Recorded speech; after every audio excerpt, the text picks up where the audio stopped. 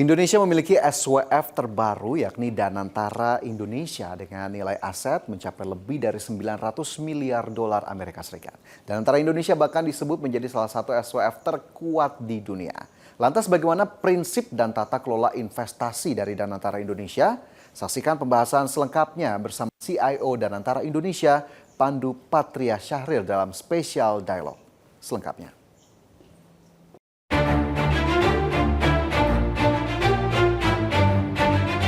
Peluncuran Badan Pengelola Investasi Danantara Indonesia pada awal tahun 2025 menjadi momentum penting. Lembaga ini diusung sebagai bentuk upaya pemerintah untuk memperkuat ekonomi domestik dan stabilitas nilai tukar rupiah. Danantara Indonesia diharapkan dapat menjadi platform investasi yang mengonsolidasikan dan mengoptimalkan investasi pemerintah yang pada akhirnya diharapkan dapat mendukung pertumbuhan ekonomi di berbagai sektor termasuk infrastruktur, energi, manufaktur, dan industri berbasis teknologi. Selain itu, Danantara Indonesia juga digadang-gadang menjadi proyek revolusioner yang mendorong optimisme di pasar modal dan diharapkan menjadi kekuatan baru dalam menarik investasi global. Lantas, bagaimana upaya Danantara Indonesia memaksimalkan potensi dan tata kelola investasi pemerintah? Saksikan selengkapnya hanya di Special Dialog.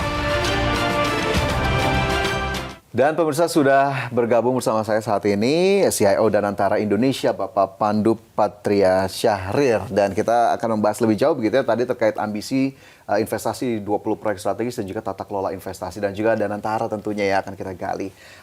Pak Pandu, terima kasih banyak sudah meluangkan waktu bersama kami pagi hari ini. Dan Pak Pandu, kalau kita berbicara soal Danantara mungkin sebelum kita terlalu jauh, mungkin masyarakat juga perlu mengenal begitu ya bagaimana kemudian Danantara Indonesia dan juga perannya terhadap perekonomian nasional. Mungkin boleh dijelaskan secara sederhana nggak sih Pak Pandu, seperti apa kemudian kehadiran Danantara dan perannya bagi ekonomi Indonesia? Jadi memang Danantara ini merupakan semacam sovereign wealth fund. Nah, memang konsep sovereign wealth fund pun harus kita popularize juga kepada banyak kalangan masyarakat. Ini bukan sesuatu yang unik, sudah lama, bisa dibilang mungkin udah 50-60 tahun di negara-negara lain. Semacam pengumpulan dana yang dilakukan oleh negara menjadi aset yang dipisahkan. Nah, jadi misalnya di Singapura ada yang namanya Temasek, di Malaysia ada yang namanya Khazanah, di Abu Dhabi ada namanya Abu Dhabi Investment Authority atau dikenal dengan ADIA, di Saudi Arabia ada namanya PIF, Public Investment Fund. Jadi bukan sesuatu yang unik. Dan memang kenapa ini dibuat, sebenarnya ada dua. Satu, biasanya setiap negara melakukan buat menjadi agent of economic growth. Dan juga memang kedua adalah untuk mendapatkan return. Jadi ini beda dengan misalnya budget suatu negara atau APBN yang digunakan untuk program-program buat masyarakat, tapi tidak menghasilkan return. Nah, di sini harus menghasilkan economic return. Nah, untuk spesifik buat Danantara, memang ada dua. Satu, pengelolaan perusahaan-perusahaan yang ada di bawah Danantara, yang nantinya adalah perusahaan-perusahaan BUMN, kurang lebih 800 akan dipindahkan ke dalam Danantara. Dan tugasnya untuk mengoptimalkan return dari perusahaan-perusahaan itu, dan tentunya nanti ada peningkatan dividen. Jadi penting buat yang nonton yang ada di pasar modal, tugasnya adalah membuat perusahaan-perusahaan itu lebih baik lagi dengan return yang baik. Dan tugas kedua adalah menginvestasi ulang dana-dana dari dividen tersebut, dari dividen yang masuk yang nanti dikelola secara profesional, secara transparan, dan untuk membuat economic return. Jadi itu mungkin yang perlu kita sosialisasikan, apakah sovereign wealth fund dan apakah tujuan dari sovereign wealth fund. Oke, jadi tadi BUMN-nya sudah disebut. Ini kan kalau saya tidak salah boleh dikoreksi ya Pak Pandu ya. Kemarin 7 BUMN sudah masuk di awal, kemudian nanti tadi ada 800 dan nilainya ternyata tidak main-main gitu ya, dana kalau kita bisa sebut dana di bawah Danantaranya ini 14.000 triliun rupiah begitu. Nah, ini kan cukup besar. Tapi sebagai langkah awal sebetulnya Danantara fokusnya lagi kemana nih? Kepengurusan lengkapnya sudah adakah? Kemarin kan infonya masih dilihat-lihat oleh Pak Presiden. Ya. Jadi kita itu nanti bukan aja 7 semuanya yang akan masuk. Ini sekarang kebetulan sedang dalam proses PP pengimbrengannya. Insya Allah akhir bulan ini semua selesai. Dan nantinya kita juga akan mendapatkan dari hasil dividen akan masuk juga ke Danantara untuk mulai diinvestasikan. Nah, dari sisi tim Nanti saya serahkan kepada Kak Ketua, tapi alhamdulillah memang masukannya semua profesional. Tidak ada satupun dari unsur politik. Itu yang menjadi kekhawatiran tersendiri soalnya ya. Jadi semuanya mempunyai kapasitas dan kapabilitas. Ya insya Allah nanti pas kita announce ke market, semoga diterima dengan baik, karena memang sebagian besar mungkin market juga sudah mengenal lah. Dan memang kita bisa mencari baik di level nasional maupun di level global. Mungkin satu aja, kalau melihat dari sisi pembentukan nanti Danantara ini akan menjadi top 10 sovereign wealth fund di dunia. Bisa dibilang ranking nomor 5 atau 6 di dunia by aset yang ada. Nah, memang ini tugas kita juga cukup berat, karena kita harus hire orang juga bukan hanya di level Indonesia, tapi level global. Karena penataan dari sisi investasi, big picture-nya, itu semua memang kita sekarang di dalam global competition. Jadi ini juga penting buat masyarakat tahu bahwa ini mungkin adalah program sumber daya manusia yang cukup besar in that sense ya, karena ini bukan lagi investasi di mana kita membangun suatu pabrik atau apa, tapi ini bisnis sumber daya manusia yang ada. Pengelolaannya bagaimana kemudian Betul. tadi didasarkan pada kapabilitas begitu ya dari orang-orang yang ada di dalamnya, tapi nanti lengkapnya akan kita lihat juga nanti ya. Tunggu dong, nggak bisa semua langsung, biar seru. Kemarin kan kita juga sudah lihat ya ada Ray Dalio di sana kemarin diundang oleh Pak Presiden dan juga berbagai nama-nama lain lah. Nanti kita lihat bagaimana kemudian. Insya Allah makin bagus Mas, karena dari sisi nanti global advisors juga akan ada beberapa lagi tambahan yang sudah confirm, nanti akan juga di-announce. Berarti masyarakat seharusnya bisa lebih apa ya, rely on Danantaranya itu lebih, karena nama-nama. Nanti saya rasa pembuktian memang waktu menjadi teman kita. Jadi kita harus juga bisa membuktikan pertama timnya siapa saja, global advisorsnya siapa saja. Nanti pembentukannya apa yang terjadi dengan BUMN yang ada. Kan nanti kan ada perubahan juga, ada RUPS ya kalau saya nggak salah. Akhir bulan Maret, awal April, ya nanti kita bisa mulai, market akan menilai sendiri. Dan tentunya tentu second half atau bisa end of first half, ya, apakah investasi-investasi awal yang akan dilakukan. Jadi yang seperti dibilang Pak Presiden dan juga ya kami semualah, all eyes on us, ya kita fokus coba melakukan yang terbaik. Oke lah, nggak mungkin lah ya sudah dilihatin semuanya, justru malah tidak maksimal, pasti nanti optimal. Ya, insya Allah lah, itu kan namanya juga manusia yang mengerjakan. Oke, kalau ngomong soal investasinya sendiri, Danantara, kemudian juga kita tahu saat ini kalau kita ngomong hilirisasi ada 20 proyek strategis kalau tidak salah begitu ya. Nah ini kan tersebar di beberapa sektor ya Pak Pandu ya, ada sumber daya, alam, kemudian juga ada energi, pangan, kecerdasan buatan dan lain-lainnya. Kenapa kemudian kalau kita melihat dari kacamata Danantara atau dari kacamata pemerintah sendiri, ini menjadi sektor-sektor prioritas yang memang harus diambil begitu oleh Indonesia? Jadi ini penting karena kita kan sekarang negara G20, kita keinginan Indonesia emas, kita menjadi bagian dari G7. Kita juga harus memiliki kekokohan sovereignty. Jadi kalau saya lihat program-program yang kita fokuskan seperti food security, energy security, ya kan, hilirisasi, digital infra, ini sesuatu yang harus kita lakukan untuk bisa grow dari tadi nomor 16 di dunia secara ekonomi, dan keinginan kita menjadi top 7 lah dalam waktu singkat ya. Sebenarnya nggak lama ini, 1,5-2 dekade dari sekarang. Jadi investasi harus dilakukan dari hari ini. Nah, kita ingin juga melakukan program-program ini untuk bring world class talent dan world class teknologi. Jadi kita ingin berpartner, bermitra dengan orang-orang yang membawa itu. Karena at the end game kita 20 tahun ke depan sebenarnya jujur di sumber daya manusia. Kalau sumber daya alam, kita sangat kaya dengan sumber daya alam. Bagaimana kita bisa bertransformasi dari sumber daya alam ke sumber daya manusia. Ini sebenarnya secara garis besar gimana Danantara semoga bisa membawa impact besar ke sana. Itu keinginan kita. Karena itu juga nanti nyatu juga kepada orang banyak berbicara tentang produktivitas per kapita. Ya itu yang kita harus tingkatkan. Dan satu-satunya cara saya lihat secara ekonomis adalah membangun proyek yang ada nilai tambah banyak dan bisa membawa mitra-mitra yang memiliki dua itu. Oke, kalau proyek kan banyak sektor-sektornya tadi ya.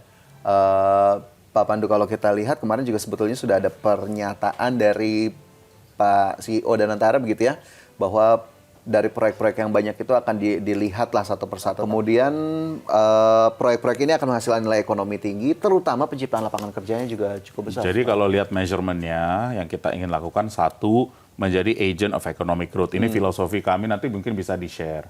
Kedua adalah juga membawa job creation. Ini juga sangat penting. Ketiga, risk management yang world class itu harus kita lakukan. Baru keempat, return. Dan return kita memang harus di atas cost of capital kita. Itu penting. Jadi kita harus create economic return di semua proyek kita. Jadi ya inilah hal-hal yang memang kita fokuskan. Dan nanti tentu ada sub-subnya juga, yaitu tadi technological transfer, knowledge transfer. Itu menjadi sangat penting.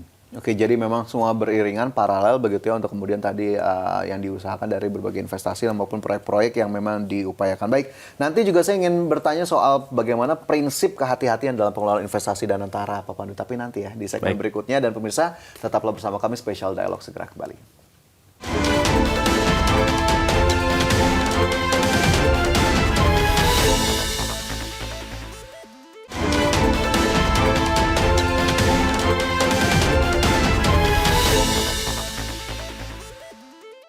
Ya, masih bersama kami di Special Dialog dan tentunya masih bersama dengan CIO Danantara Indonesia, Bapak Pandu Patria Syahrir. Pak Pandu tadi sudah sedikit dijelaskan begitu bagaimana kemudian Danantara agar kemudian masyarakat bisa semakin lebih mengenal. Nah, kalau soal prinsip investasi dan tata kelola juga tentunya kita pengen tahu ya, Pak Pandu ya. Kalau kita melihat Danantara Indonesia ini sendiri, bagaimana kemudian memastikan prinsip kehati-hatian dalam berinvestasi untuk tadi ya meminimalkan risiko sekaligus return-nya bisa sesuai dengan target. Betul, jadi kan kita tahu ini bagian dari risk management yang ada dan harus dilihat secara satu portfolio holistik ya. Karena kita bisa memang menginvestasi di mana saja, baik di private investment, di project, di company, di perusahaan, bisa juga di public equity, di pasar modal. Kami juga bisa investasi di bond, ya kan. Dan ini memang sebenarnya kami bisa investasi global di sini. Ini juga mungkin perlu ditekankan juga. Kenapa kita perlu bilang global? Karena memang wacana SWF ini ya Danantara ini sudah menjadi pemain global nantinya. Jadi ya itu salah satu yang mungkin harus saya tekankan. Dan kedua, memang prinsip kehati-hatian itu menjadi sangat penting karena ini semua antara risk adjusted return, ya kan. Risk itu menjadi parameter yang mungkin utama yang ditekankan oleh semua stakeholder bagaimana kita melihat risknya. Ini mungkin juga harus kita sosialisasikan, the culture of risk. Kalau Anda lihat risk itu, saya bisa bagi menjadi satu geopolitical risk. Itu mungkin yang paling susah. Betul. Kenapa? Karena di sini informasi banyak sekali, kita tidak mendapatkan informasi langsung. Makanya kalau Anda lihat board of advisors kita, itu adalah orang-orang yang bisa mendapat informasi langsung mengenai geopolitical risk.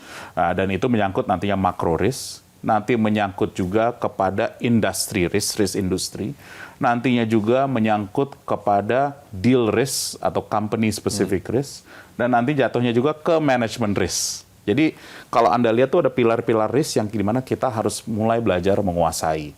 Itulah konsep risknya. Dan dari situ tentu kita harus menaruh investasi dan kita bagaimana returnnya, dan nanti ada juga namanya execution risk kalau menyangkut proyek. Itu balik ke manajemen. Jadi ya hal-hal seperti ini dan stakeholder risk ada juga karena counterparty risk juga penting. Jadi ya ini memang tugas kami bagaimana melihat risk management di sisi company juga. Kita nanti pasti ada namanya investment committee, risk committee, kita juga nanti di level Danantara BPI juga akan ada nanti risk committee sendiri. Jadi multi layer risknya bisa dibilang. Jadi memang bagus bahwa Anda menanyakan tentang risk, dan ini juga bagus kepada tim media nih, bagaimana kita bisa ngasih education about risk specifically. Karena menurut saya penting buat teman-teman yang nonton, apalagi yang banyak berinvestasi di pasar modal, untuk juga bisa saling belajar bareng bagaimana risk analysis itu penting. Jadi ya, yang bisa saya tekankan, sengaja saya sharing tadi, bahwa risk is on top of our mind, ya nanti kita lihat dari sisi investasi, how do we go about it, itu penting. Oke, jadi memang rigid, tadi bahkan kalau risk analysis-nya top down dilakukan dari yang skala global sampai tadi dari manajemennya saja ada risk ya, bahkan di execution atau deal risk-nya sendiri. Oke, berarti ini juga agak nyambung nih Pak Pandu dengan filosofi investasi yang juga ingin saya tanyakan soal Danantara yang memang berfokus pada apa kalau kita bilangnya kehati-hatian dan juga keuntungan atau profit jangka panjang. Nah, sebetulnya tadi sudah tergambarkan sedikit, tapi boleh tidak ditekankan kembali kenapa kemudian ini menjadi filosofi investasi yang digunakan oleh Danantara begitu, hati-hati dan ini juga sama jangka dengan panjang. namanya Danantara. Ini adalah tabungan untuk masa depan Indonesia. Daya Jadi Anagata betul, karena saya juga jujur bicara bahwa ini kita bekerja buat Indonesia. Pak Presiden selalu ngingatin, kamu nggak bekerja buat saya, kamu bekerja buat Indonesia. Putih ya, Pak ya? Merah putih, dan ini bukan buat Presiden 08, ini buat Presiden 9, 10, 11. Jadi tugas kami bagaimana membuat institusi ini siap 5 tahun lebih baik lagi. Dan juga kita ingin membangun kultur bukan tidak melihat ke belakang, tapi untuk ke depan. Jadi ini juga menarik juga untuk kultur kita. Ini saya jadi nitip kayak orang tua nih jadinya. Jangan hanya mencari kesalahan orang. Kita harus juga melihat kebaikan orang dan bagaimana kita bisa lebih baik lagi ke depan. Keinginan saya pribadi dan juga dengan baik Pak Doni, baik dengan Pak Rosan adalah membangun suatu institusi. Dan institusi ini akan kuat kalau misalnya orang-orang memiliki kita tim-timnya karakter yang kuat dan baik yang ingin membangun. Ini jadi penting nih. Jadi saya kan juga udah dengar banyak di sosial media, ya saya seneng lah. Banyak orang cinta dengan ide Danantara dan banyak orang yang kritik yang artinya juga sebenarnya cinta dengan ide Danantara. Yang penting perhatiannya ada. Gitu. Nah, berhubungan kritik tadi, kemudian juga tadi ada perhatian yang cukup besar dari masyarakat. Tadi kan kalau prinsip investasinya, tata kelolanya sudah ditekankan. Satu hal lagi soal transparansi, Pak Pandu. Nah, ini gimana masyarakat atau publik bisa ikut dalam tanda kutip mengawasi apa yang dilakukan Danantara ke depan? Jadi ini bagus juga karena saya jujur tidak expect sebanyak ini minat dari banyak masyarakat mengenai Danantara. Jadi saya sangat apresiasi semua feedback yang ada, the good and the bad, menurut saya ini bagus. Jadi memang kita akan behave seperti perusahaan TBK. Karena juga perusahaan-perusahaan yang ada di bawah Danantara, kalau saya nggak salah tuh mendekati 27-28% dari pasar modal Indonesia, emiten Indonesia. Jadi itu sangat penting. Ya kita mungkin akan behave seperti perusahaan TBK, di mana kita akan juga rilis report quarterly nantinya, tahunan yang pasti. Dan yang pasti nanti laporan tahunan kami yang pertama, ya kami akan mencoba setransparan mungkin, tapi juga dengan menjaga kehati-hatian dan informasi. Karena jangan lupa, Danantara sebenarnya hanya melapornya langsung ke Presiden. Tapi saya tahu ini milik masyarakat Indonesia, walaupun ini merupakan aset negara yang dipisahkan, tetap saja kita ingin melakukan seperti perusahaan TBK lah dari sisi informasi. Jadi ada part-part yang memang ya publik harus tahu begitu ya, tapi juga ada dari sisi lainnya yang memang tetap harus dijaga oleh Karena kita juga jangan lupa Mas, ini persaingannya global. Jadi apakah saya mungkin lihat nanti Temasek, Khazanah apa sih yang mereka publish, ya kita mungkin akan agak mirip-mirip lah kita buat seperti negara-negara lain. Karena kan ini juga negara lain juga tahu kalau kita lagi liatin gitu loh. Jadi buat para pemirsa atau teman-teman yang nonton ini, Anda harus tahu juga bahwa ini juga soal ketahanan nasional kita juga. What we're doing adalah for your benefit, for your benefit anak Anda, cucu Anda nantinya. Kita juga harus menjaga sovereignty Indonesia. Oke, baik, itu jadi catatan kita gitu ya, bagaimana kemudian tadi transparansi dan juga tata kelola investasi. Pak Pandu, masih ada satu segmen lagi. Baik. Nanti kita lanjutkan, dan pemirsa tetaplah bersama kami, Special Dialog segera kembali.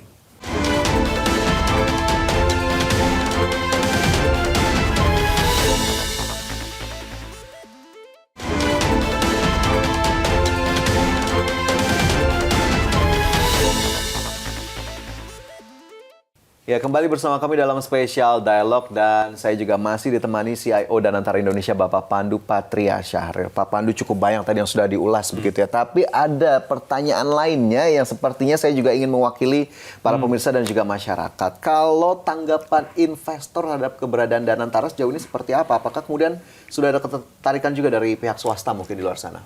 Jadi mungkin minggu pertama, karena mungkin juga sesuatu yang sangat baru dan mungkin bisa dibilang merubah status quo lah yang ada. Memang investor banyak on the sideline. Mereka pengen ngelihat apa sih kepastian yang ada. Disitulah juga saya bersama Pak Rosan, Pak Doni, kami bagi tugas, yuk kita roadshow ke para media-media, dan juga akhirnya minggu kedua saya juga pergi ke investor-investor, termasuk investor-investor luar negeri, di mana saya sangat happy karena melihat banyaknya antusiasme dari semua teman-teman, baik dengan feedback juga, the good and the bad yang tadi. Jadi memang ada satu investor malah bilang, saya rasa untuk orang yang baru minggu kedua bekerja di suatu sovereign wealth fund, Anda bisa bilang sangat transparan nih, bisa menampung semua masukan dari kami dan juga sharing pemikiran Anda. Nah, memang sekarang challenge-nya sambil dengan pembentukan tim yang ada adalah how will the team work, bagaimana cara kerja kita ke depan. Baik, niat Anda memang bagus, tapi juga Anda harus bisa proof over time. Jadi ya memang waktu akan menjadi teman kami. Ya, selama tahun ini kita banyak sekali kerjaan-kerjaan yang menurut saya seru, dan insya Allah bakal banyak manfaat yang positif.